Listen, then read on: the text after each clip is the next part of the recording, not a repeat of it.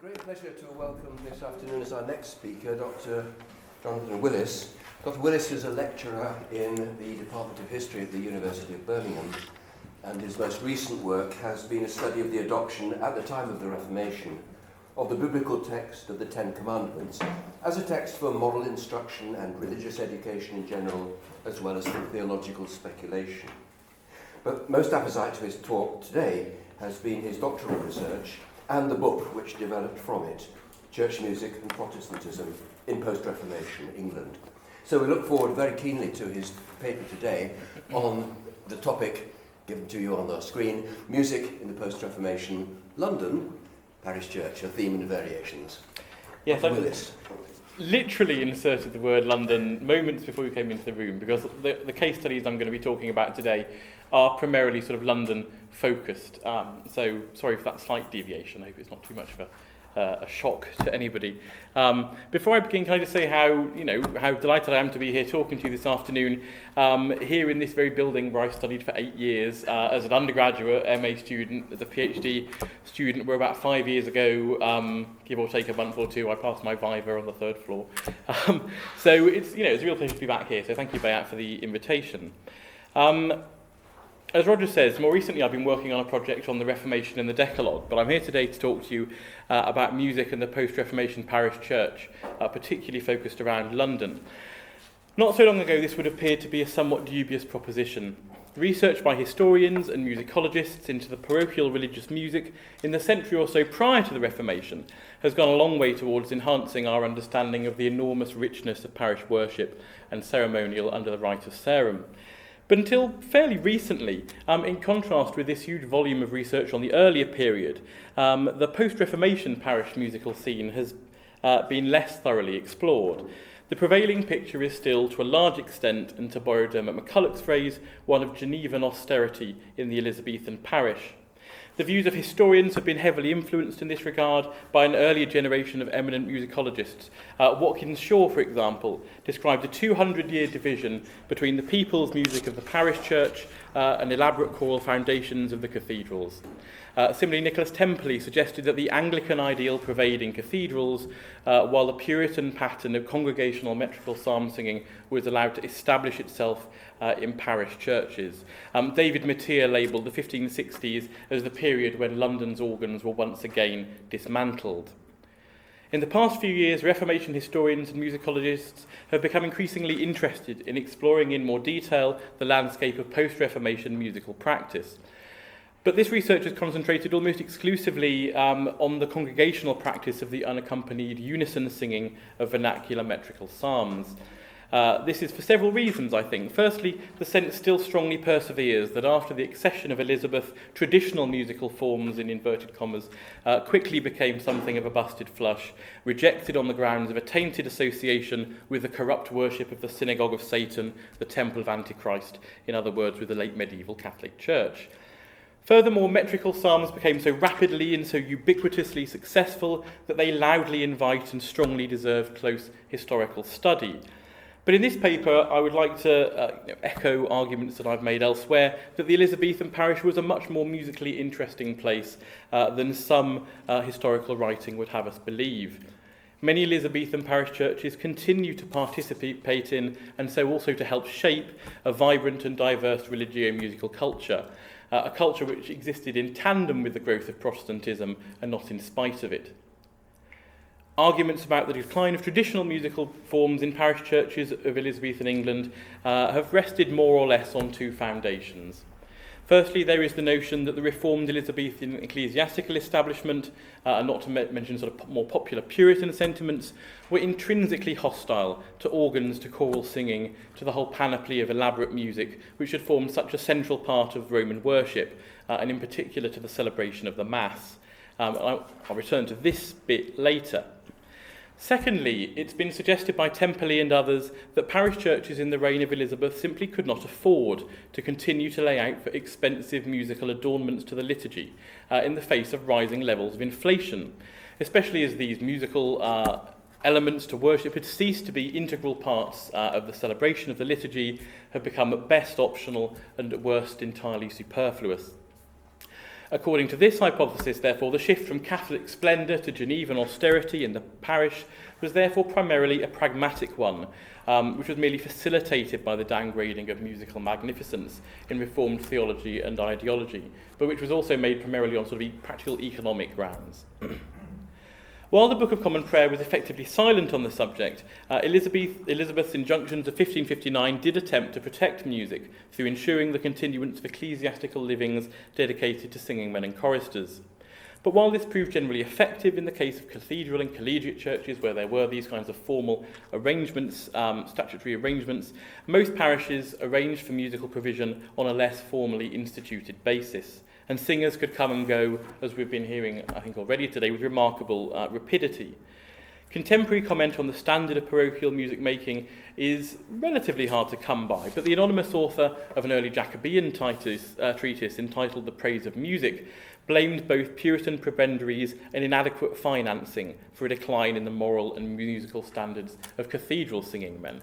So these sort of two pillars, sort of religious hostility on the one hand and economic difficulties on the other. The same concerns were echoed almost a century later by Thomas Mace, who lamented the general thinness of most choirs and the disability or insufficiency of most of those clerks that sang in them. In the words of Templey again, the decline in parish choirs was greatly accelerated by the severe inflation of the first part of Elizabeth's reign. In most cases, parishioners were probably willing to let the choirs go rather than tax themselves in the support of choral music. It's certainly difficult to deny the enormous impact, extent and impact of inflation during the reign of Elizabeth. So graphs like this one, which I've stolen from Jim Sharp's Social History of Early Modern England, demonstrate the extraordinary levels of inflation across the early modern period of key agricultural products, in this case grain, wool and livestock. Zooming in on the roughly 40-year span of Elizabeth's reign in particular, and I hope this is clear, I've sort of added some lines to try and show you how much some of these commodities actually sort of increased in price between 1559 and 1599. It can be seen that the price of grain in particular here skyrocketed, almost doubling in this sort of 40-year period. Could and did churches sustain musical expenditure in the face of such crippling inflationary pressures? For the rest of this presentation, I want to try answering this question and a few others by focusing on a series of case studies built around data collected from the Church Wardens' accounts of 10 City of London churches, ranging from institutions of modest resource to some of the wealthiest in the capital in the country. So what I'm saying is hopefully reasonably representative for London, but of course London is not by a long shot representative of the whole of England. And I've chosen these 10 in particular because each one has a set of Church Wardens' accounts which have a consistent run throughout the whole Elizabethan period.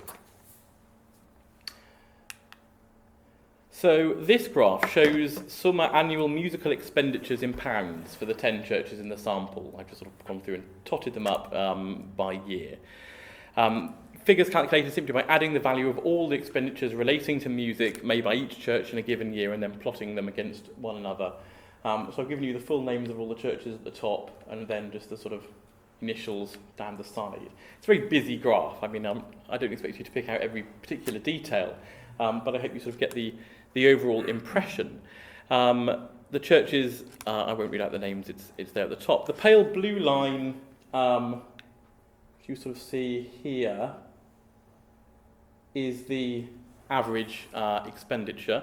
And then this black line is a 5-year moving average calculated, which smooths out some of the sort of the leaps and things and gives you a better idea of the trend, I think, in expenditure. What this shows, this black line, I think, is a healthy upward trend from the beginning of the reign until the late 1580s, when expenditures tail off there to almost nothing. Average musical expenditure by these churches seems to increase steadily for most of Elizabeth's reign, reflecting and in a sense regardless of inflationary pressures. As this next graph shows, the first graph is perhaps slightly misleading, however. This is the same data with the exception of the Church of St Dunstan in the west, which I've taken out because it registers, you can see here, this green line registers abnormally high expenditures. If you take that one out, what you end up with is this graph. And here's the 5-year moving average again, which, as you can see, peaks quite early on, around sort of 1563, and then tails off quite spectacularly thereafter. So both figures show a mean annual spend of around £2 a year in the 1570s, but where the previous graph then shoots up to an average peak of around £11 in the mid-1580s.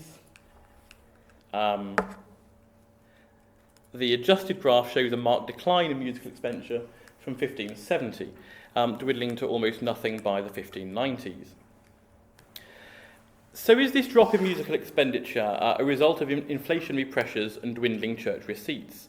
So to give a background to the musical expenditures, I've also collected data about some annual receipts of the churches. In fact, I'm going to stop working up over here.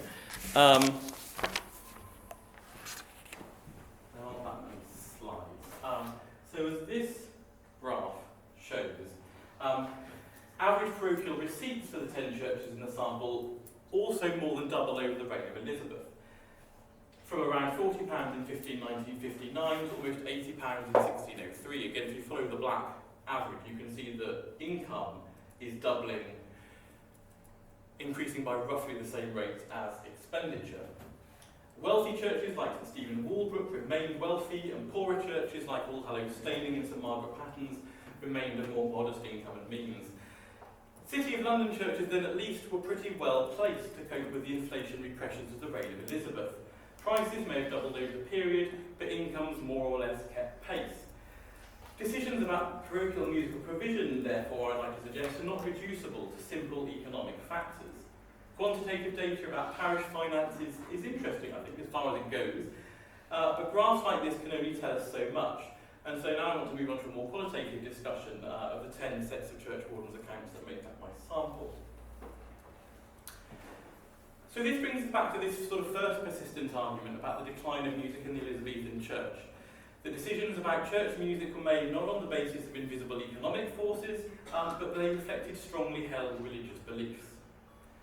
Like most generalisations, this one of course contains more than a grain of truth. Music in this period, as we've heard throughout the day, was strongly invested with religious meaning. I would be the first person to agree with that. But I would argue it is necessary to reject a false and overly simplistic binary between a Genevan model of silent organs, disbanded choirs and metrical psalm singing on the one hand, and a traditional, conservative, crypto-Catholic, merging into sort of proto-Laudian template of practice on the other, one which rejects metrical psalms and continues to embrace instrumental and vocal polyphony. The reality, I would like to suggest, is more complex than this in two important ways. Firstly, in that most churches, parish and cathedral blended aspects of these two models, combining psalmody and polyphony to create new and distinctively post-Reformation modes of musical practice. And secondly, and consequently, it is not possible to draw straightforward conclusions about a parish's religious complexion, religious identity, religious makeup, from the evidence of musical performance alone. It's not possible to say, here's a psalm-singing parish, it's full of Puritans, here's a parish with an organ, it's full of crypto-Catholics, in other words. So what remains, I want to test some of these assumptions, again using our London parishes as case studies. What is really striking amongst all of these churches is the speed with which they reinvested from the traditional adjuncts to Marian Catholic worship to the new Protestant texts, the ownership of which was required by Elizabethan injunction. In the autumn of 1558, the wardens of St Mary Woolnoth laid out 10 shillings and 4pence for a stationer to write out antiphoners containing the service of St Thomas of Canterbury and the service of the 3 days of Jesus. But within a matter of months, post the Elizabethan accession, they were paying 8pence for 4 books of the English service. We could take here rapid investment in the English liturgy as evidence of committed Protestantism, but it seems more likely that this was a relatively conservative parish, whose significant investment in the traditional Catholic rite mere months before was a more sincere representation of their beliefs. The pre-Reformation Church of St Mary Woolnoth had had a handsome statue of St George on horseback, richly decorated. And in 1553 they were one of the first churches in London to send a barge to Westminster to retrieve the parish's Catholic ornaments, which had been confiscated by the Edwardian commissioners. Furthermore, in 1548, a year after Edward's accession, but a year before the first Edwardian Book of Common Prayer, poor 13-year-old Charles Tilby was whipped naked for throwing his cap at the sacrament of the altar during the elevation. So this is a parish which is still taking the Mass pretty seriously in this sort of slightly transitional period at the beginning of Edward's reign. A parish which took the Mass seriously and was probably reluctant to see it once more replaced by vernacular Protestant liturgy in 1558-9. Expenditure on the maintenance of church organs continued uninterrupted at the accession of Elizabeth, largely facilitated by John Howe, the famous organ maker, who is virtually ubiquitous in all of the capital's churches. St James Garlickhive had its great organs removed in 1562, but Howe continued to maintain the little organs until his death in around 1570. In 1563, the instrument received substantial maintenance in order to make it fit to be played upon St James's Eve, when an organist was paid 8p for his troubles. St James seems to have been a consistently evangelical parish. The wardens preempted the Edwardian dissolution of the chantries by diverting an endowment of £8 per annum for maintaining a lamp to maintaining the poor instead. And in the late 1570s, Thomas Nell served as curate there in the parish before retiring from the capital in the wake of the admonition controversy and his own suspected nonconformity. It's therefore notable that the parish continued to maintain a pair of organs, albeit a small pair of organs, after they went to the trouble of having the great organs removed. Committed Protestantism was not incompatible with occasional organ music in a supporting role. St Bennet Grace Church also continued to maintain an organ into Elizabeth's reign. They laid out for materials to repair the instrument in 1561, including lime, wire, leather and glue. And payments to Howe the organ maker continued until his death. The instrument underwent significant repair at a cost of 6 shillings and 5p in 1655-6, in addition to an annual fee paid to Howe of 12p. St Benet's was another godly church. In the early 1530s, faced with a conservative, non-resident, pluralist rector, the enraged evangelical parishioners petitioned Thomas Cromwell in order to seek redress. This was not a one-off. Again, in 1538, reforming parishioners tried to oust their curate, Edward Leybourne, after he preached a sermon exhorting prayer for the souls of the departed, and they tried to replace him with an evangelical, Freudian slip there. During Edward's reign, the church hosted an improving lecture for servants every Monday, and zealous parishioners had pulled down the stone altars well in advance of official instruction by the Edwardian regime, inspired by evangelical preachers in London. Interestingly, the church spent more than £4 trying to recover goods confiscated by the Edwardian commissioners at the start of the reign of Mary, but they were also ordered by the new Bishop of London, Edmund Bonner, to whitewash over the scriptural texts which had come to adorn the walls of the church during the reign of Edward. In 1567, St Benet's acquired the godly playwright William Wager as rector, who was buried in the parish in 1591. In addition, the graveyard contained the body of William Pennington, grandfather of the Caroline regicide Isaac Pennington, and the Caroline parson John Dow was also a member of London's Puritan community and a friend and associate of the godly minister Stephen Denison. So these long-standing associations with the hotter sort of Protestant clearly did not prevent the church from maintaining an organ, at least for the first decade or so of Elizabeth's reign, and church inventories continue to attest to the presence of 4 books of prick song until at least the late 1580s.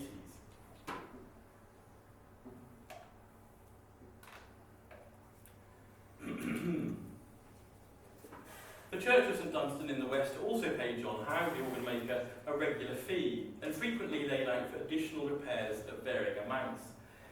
In 1569, the wardens recorded a considerable sum of £16 paid to Howe, the organ maker, towards the buying of the new pair of organs, out of the money in the chest in the vestry, by the consent of divers of the parish. And in 1574, after Howe's death, a man named William Settle was paid 4 shillings for mending the new instrument. St Dunstan's is a really fascinating case study. I've already referenced their atypically high annual musical expenditures. These were due to payments not just for the organ, but also regular wage payments to a number of singers from the start of the reign until around 1588. For some reason, in 1579, for example, which is the one I've given you here, William Richmond, Christopher Cowes and William Wortley were all named as singing men and paid £4 wages apiece, supplemented by an additional one-off payment on Christmas Eve. By 1588, nearly a decade later, William Richmond was still singing, but Cowes and Wortley had been replaced by the new regulars Thomas Harold and William Lawrence.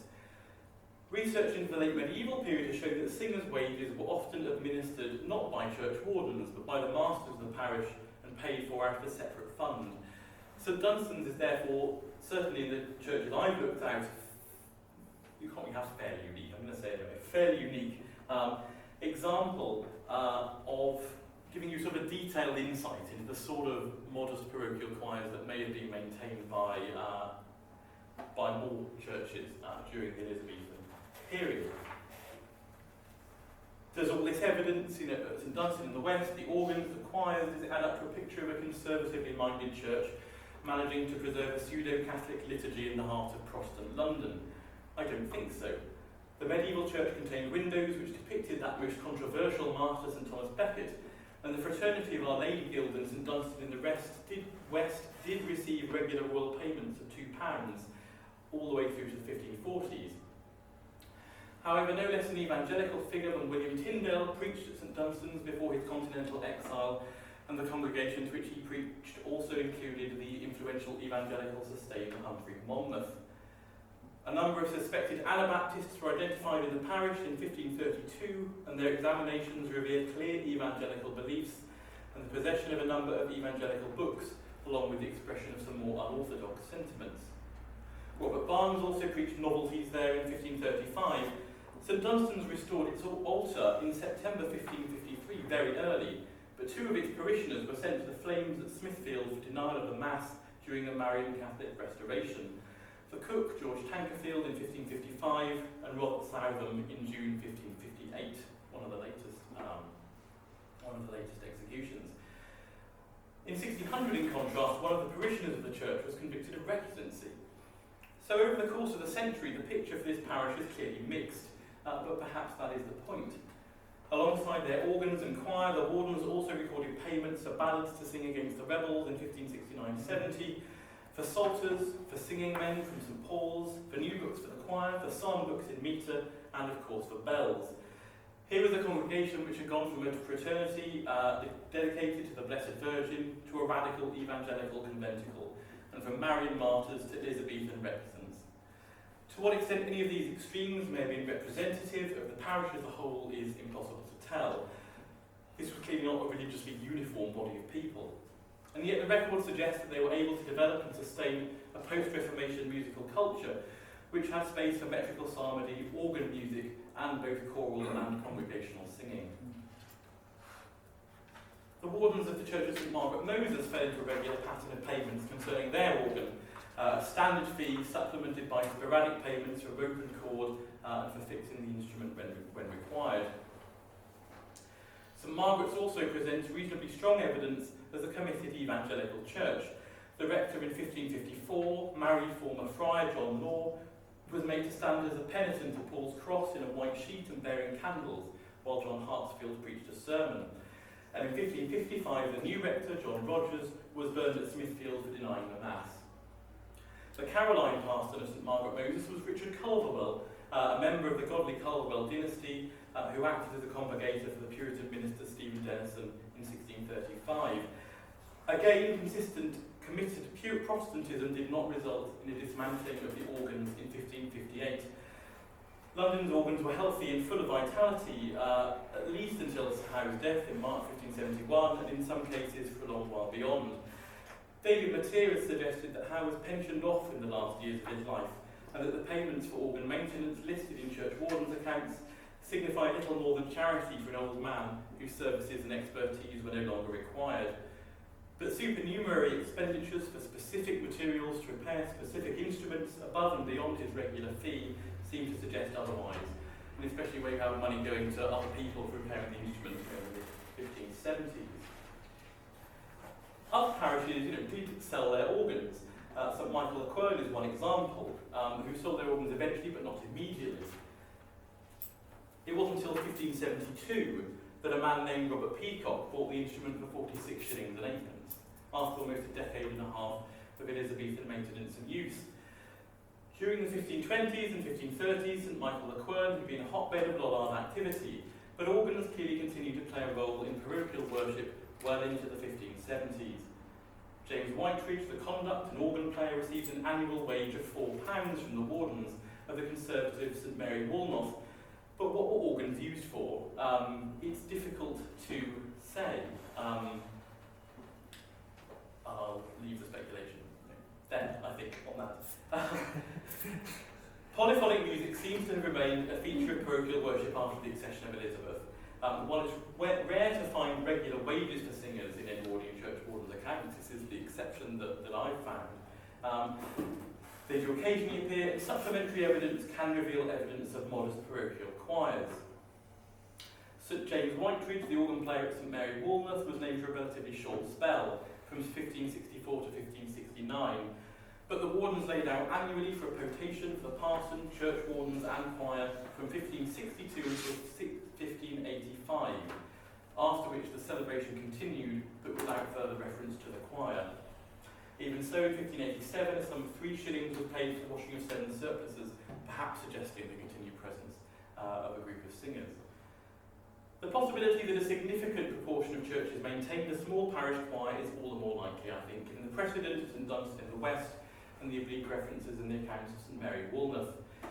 The intriguingly named conduct Goodman Geneva received annual wages of 40 shillings and 4pence at St Margaret Moses until 1570, while St Stephen Walbrook paid their conduct, Christopher Fitz, an annual sum of 40 shillings until at least 1576, the year when the church also paid for the mending of the organs.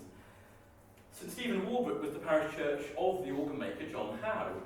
The description of the pre-Reformation church suggests that it was packed full of statues and paintings, 7 wooden images in the Lady Chapel, 8 in the choir, and in the body of the church pictures of Christ crucified, of the 12 apostles, of the 4 doctors of the church, of the 7 works of mercy and the 7 deadly sins.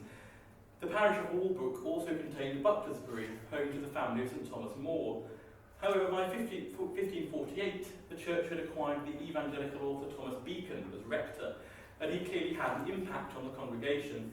Beacon was deprived in 1553 on the basis of his illegal marriage, and one of his parishioners, John Bartholomew, went into exile to the continent rather than live and worship under a Catholic regime.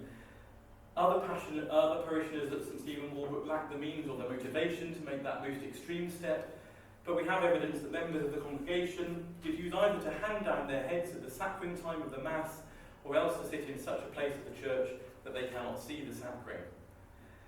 John Howe himself, the organ maker, may have harboured Catholic sympathies, for his son Thomas was examined before the Lord Mayor on suspicion of recusancy. But the Jacobean rector of St Stephen Walbrook was Roger Fenton, a member of the Second Westminster group responsible for the translation of the epistles of Paul for the authorised version of the Bible.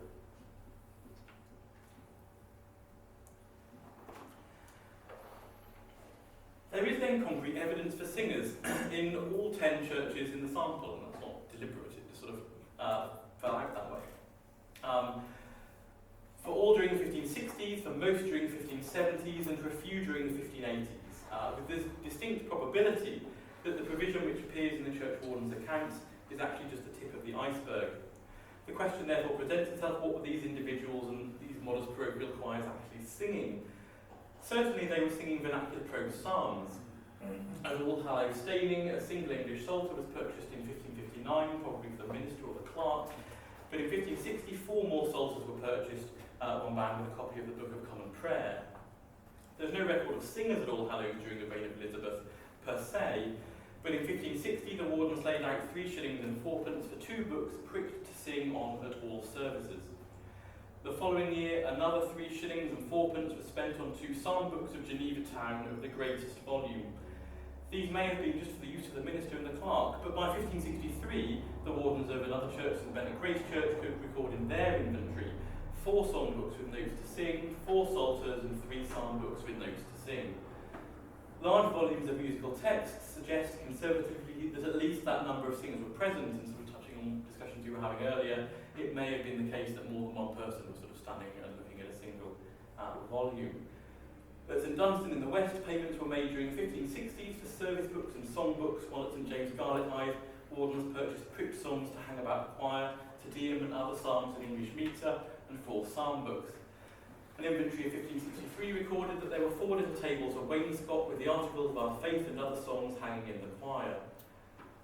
All this seems strongly to suggest but where churches maintained singers, they sang not only the prose psalms and anthems, but also metrical arrangements of the canticles, Te Deum, Ten Commandments, Creed, and Psalms, perhaps in unison or harmony, alone or with the congregation.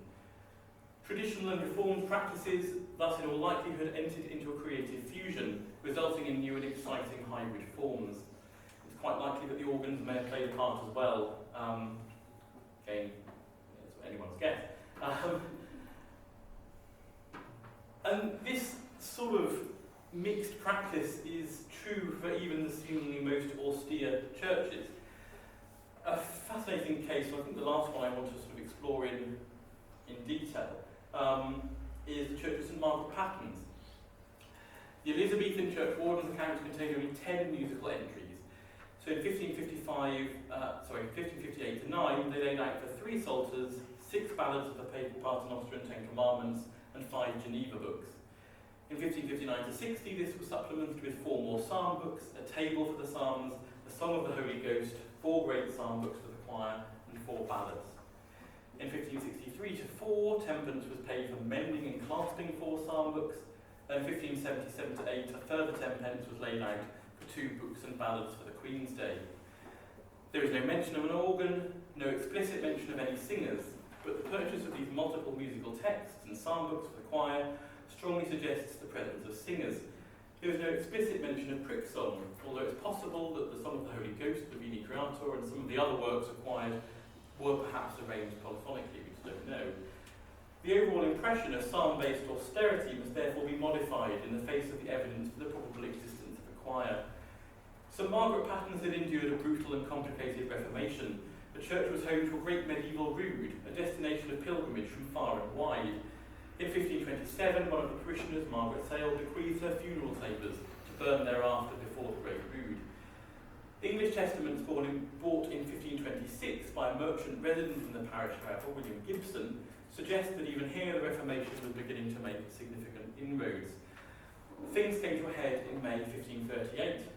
The same night that the observant Franciscan friar, John Forrest, was burnt for heresy on a pyre built from the giant wooden statue, an object of pilgrimage and veneration, Derfel Gadan, a group of vigilantes pulled down the famous rood from St Margaret Pattens.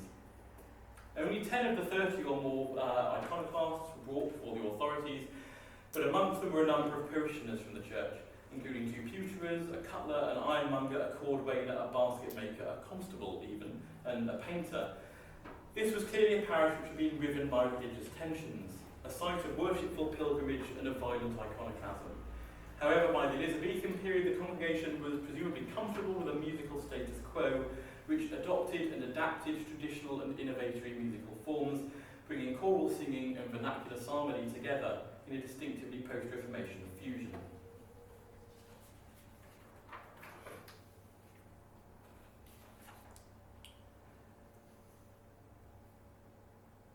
While it is clear from the quantitative data that there was a decrease, going back to this one perhaps, so while it's clear from the quantitative data that there was a decrease in the amount of money church wardens laid out on musical provision over the course of the reign of Elizabeth, it is not necessarily the case that there was less music, worse music, or even necessarily simpler music. This was not an era of decline so much as one of evolution, in which parishes negotiated ceremonial practice in the void created by the absence of central ecclesiastical diktat. The flexibility of the 15, or incoherence, recalling an earlier conversation of the Elizabethan settlement at the 1559 injunctions, which stipulated a modest and distinct song while allowing for the best sort of music that may be conveniently devised, created a space within which parishes could express a fixed doctrinal message in a tailored liturgical aesthetic. I'm afraid we've got time for just a few concluding thoughts.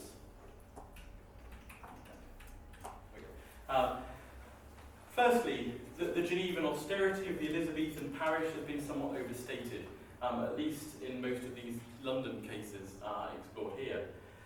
Secondly, that while high levels of inflation did place parishes under some economic pressure, parochial receipts for this sample indicates that they coped well and that annual receipts kept pace with inflation, more or less.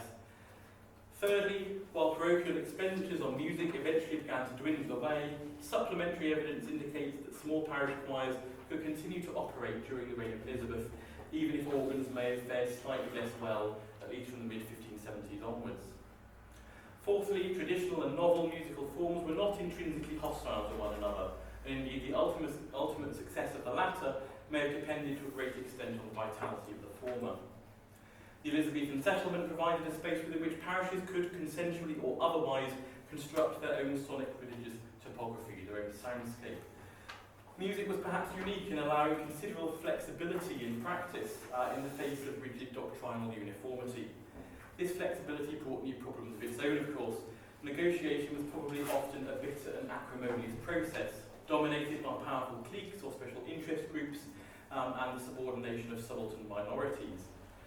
But fifthly, church music played a significant part in shaping people's relationships to the new Protestant religion and eventually in helping them sort of create a sense of Protestant religious identity. Finally then, what I've tried to do here this afternoon is problematise not only the stereotypes that exist concerning post-Reformation musical practice, but also the stereotypes that exist concerning the supposed link between musical practice on the one hand and parochial religious complexion on the other.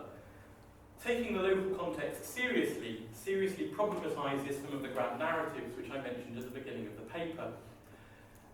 Post-Reformation musical provision was not simply a barometer of parochial religious feeling. It was also a reflection of social, economic, political and cultural concerns.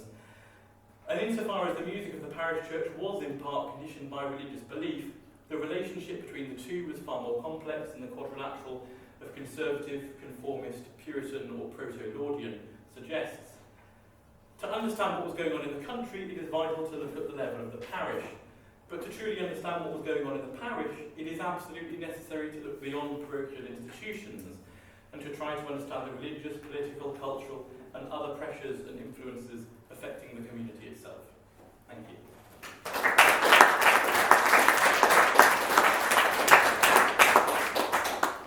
Well, thank you, Jonathan, for so richly detailed and illustrated a thesis, which I'm sure must strike many here as entirely convincing.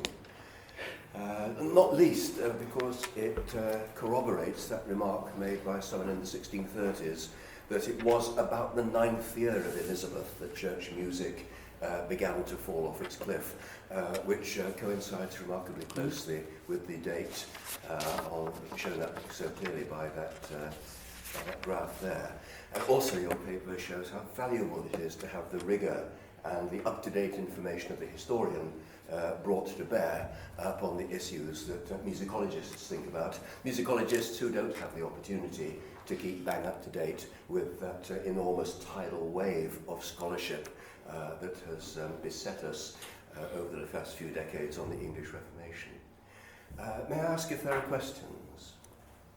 Yes. I was just wondering, St Dunstan in the west showed quite a high rise on that graph. Were they especially wealthy church, or was it just sheer numbers of people paying into the funds to afford the singers and They're pretty wealthy. They're one of the sort of... I haven't actually got the figures carelessly. I didn't actually bring the figures with me. In fact, but they were on the graph, weren't they? We just bring that back up.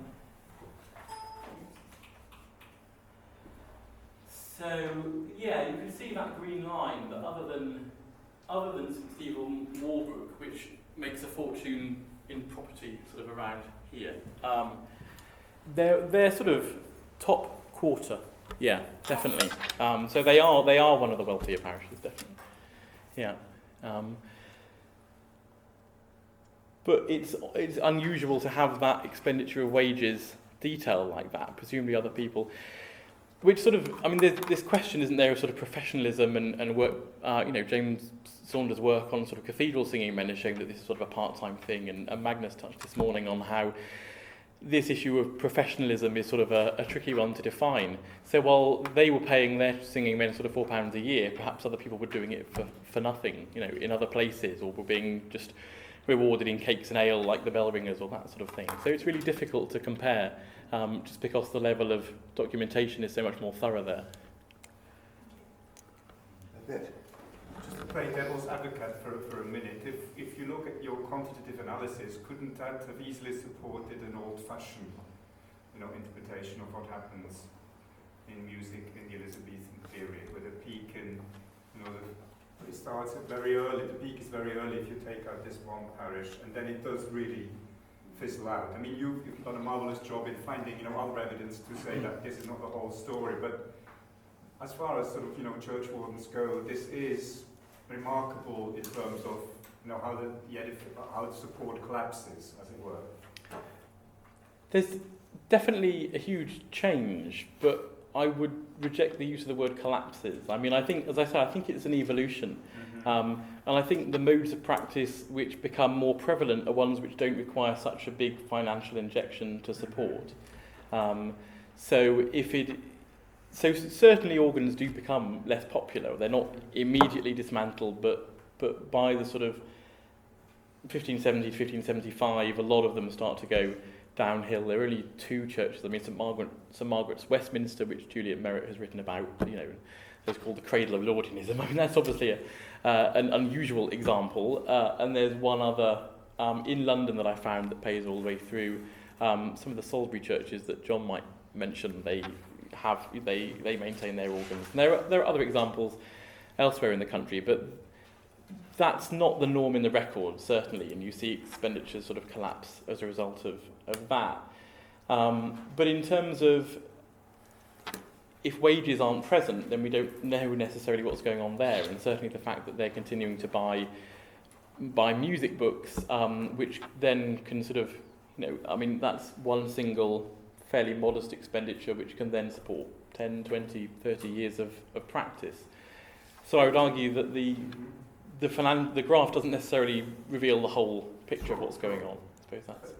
Is one just more exposed to music because one's singing actively as a congregation, so that, there's less sort of demand to, as it were, put finances into it? I mean, wouldn't that be also part of your argument to say that, in a way, the soundscape is there through the congregational singing, so perhaps this should be worked into this equation? If we did, then the picture that decline would be much less pronounced. Yeah, although again, that's not something, that's something which the parish can do for nothing, really, because it's taught orally. There's no sort of financial implication. We have this sort of picture of walking into a church where there's a hymnal, at every sort of space in the pew, which is obviously completely anachronistic in terms of what's going on here. Sorry, I've slightly lost the thread of... Isn't this a big part of your story that, to say this is an active and interesting musical life, is that there is so much going on which doesn't need any special support? Yes, that's right. Probably a better way of answering the question. Yeah, certainly. But also to say that, metrical psalmody and modest parochial choirs coexist quite happily, it seems, in precisely what way it's not always clear, but that they do seem to sort of coexist. But certainly, yeah, I would argue that sort of participatory aspect of singing is important. I sort of take Magnus's point, but if you've sort of listened, because the most common point or the most common sort of practice place for the psalms was before and after the sermon. If you sat there, and listened to somebody preaching for 2 hours, then to be given the opportunity to sort of sing is probably a bit of a relief at that point, I think, and people seem to sort of enjoy and are sort of excited by the prospect of that, I think. I like this argument very much because we were saying earlier, it fits in very much with what I'm starting to think now about the church as an organisation, that the Elizabethan settlement is no such settlement at all, that it allows huge ambiguities of chaos for a long period. Elizabeth doesn't really care about her church that much in practical terms. She has the supremacy. What it does raise for all of us, though, for me in a different guise, but for you as well, is that music comes back on the scene post-1603 and does become part of the battleground. So the Arminian issues, other issues. So it seems as if what it does to the story, from a musicologist's point of view, is shift from this story of a decline. It has a kind of re-peaking. It doesn't have the decline, but then it has a kind of problematical period alongside a lot of other things in terms of what's going on in worship, in inverted commas, in the sort of early 17th century. that Yeah. in the Civil War. It gives us a different kind of story with a different kind of problem. I sort of agree with that. I mean, again, I try and resist this idea of a decline and a peak, but I think what it does is problematise and polemicise what's been a fairly sort of amicable status quo. So the stuff that people have been doing anyway, suddenly this becomes actually quite political in terms of Laudianism.